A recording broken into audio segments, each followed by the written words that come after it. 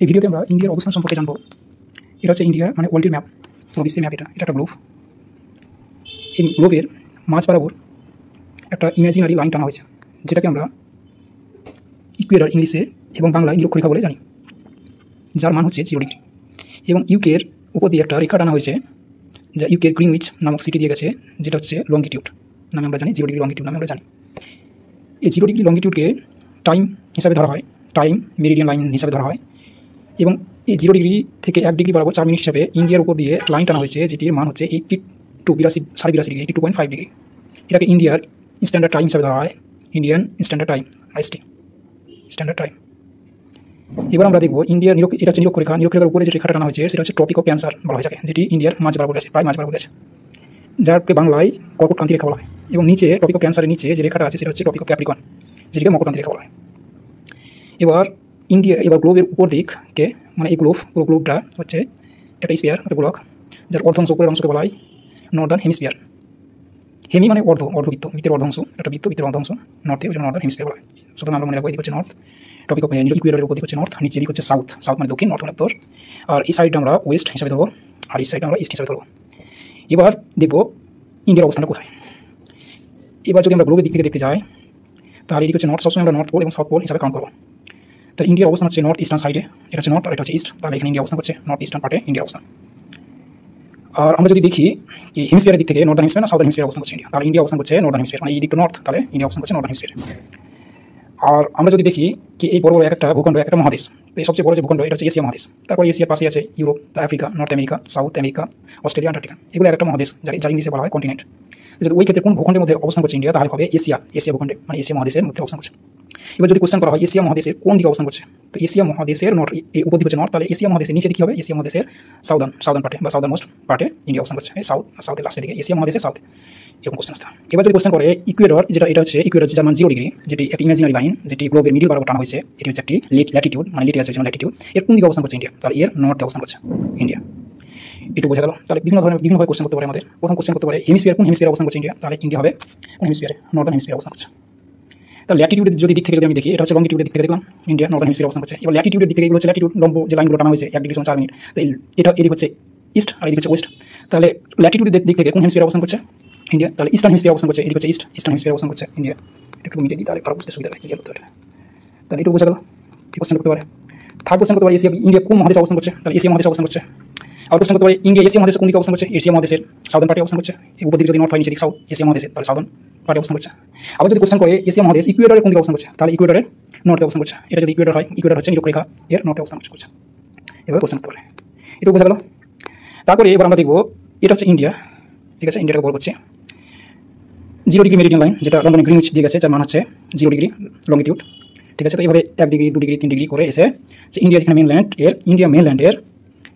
ইন্ডিয়ার western most point, এটা হচ্ছে ওয়েস্ট, ইন্ডিয়ার ওয়েস্ট, এদিকে হচ্ছে ইন্ডিয়ার ইস্ট, ইন্ডিয়ার এদিকে হচ্ছে নর্থ, এদিকে হচ্ছে ইন্ডিয়ার সাউথ ওয়েস্ট। তো ইন্ডিয়ার ওয়েস্টার্ন মোস্ট পয়েন্টের এই লঙ্গিটিউড কত, এটা জিজ্ঞেস করতে পারে। ইন্ডিয়ার নর্দার্ন পোস্ট পয়েন্টের কত লঙ্গিটিউড কত, এটা জিজ্ঞেস করতে পারে। ইন্ডিয়ার ইস্টার্ন মোস্ট পয়েন্ট কত ডিগ্রি লঙ্গিটিউড অবস্থান করছে, ওরা জিজ্ঞেস করতে পারে। এই সোজা গেছে, এবং কোন জায়গায় লাস্ট পয়েন্টটা কোথায় টাচ করছে, এটা জিজ্ঞেস করতে পারে। আবার ইন্ডিয়ার সাউদার্ন মোস্ট পয়েন্ট কোথায় টাচ করছে এবং কত ডিগ্রি ল্যাটিটিউড, সেটা জিজ্ঞেস করতে পারে। এবার এটা দেখবো, এখান থেকে অনেক কোশ্চেন এসেছে, বিভিন্ন কম্পিটিটিভ এক্সামে অনেক প্রচুর কোশ্চেন এসেছে। তো আমরা এখানে দেখবো এই ইন্ডিয়ার যে লঙ্গিটিউড আছে, প্রথমে আমরা ল্যাটিটিউডটা দেখবো, তাহলে ক্লিয়ার হবে। প্রথমে এগুলো হচ্ছে ল্যাটিটিউড, লেটে আছে। তো যে এইখান দিয়ে যে ল্যাটিটিউডটা গেছে, এটা হচ্ছে লাদাখের কারাকোরাম রেঞ্জের ইন্দ্রাকল নামক পয়েন্টটা হচ্ছে ইন্ডিয়ার নর্দার্ন মোস্ট পয়েন্ট, যার মান 37 ডিগ্রি 6 নর্থ।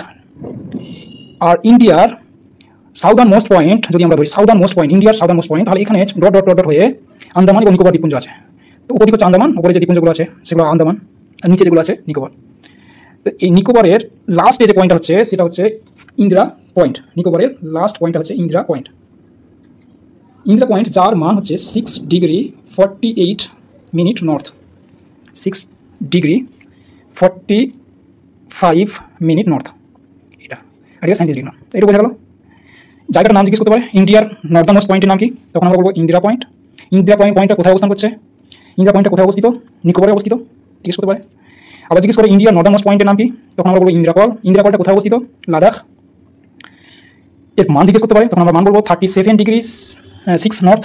আর এর যে মান জিজ্ঞেস করলে আমরা বলবো 6 ডিগ্রি 5 নর্থ। এগুলো হচ্ছে ল্যাটিটিউড। এবার যদি আমরা লঙ্গিটিউড দেখি তাহলে এখানে দেখবো, এটা মিটিয়ে দিই, এটা ক্লিয়ার হবে।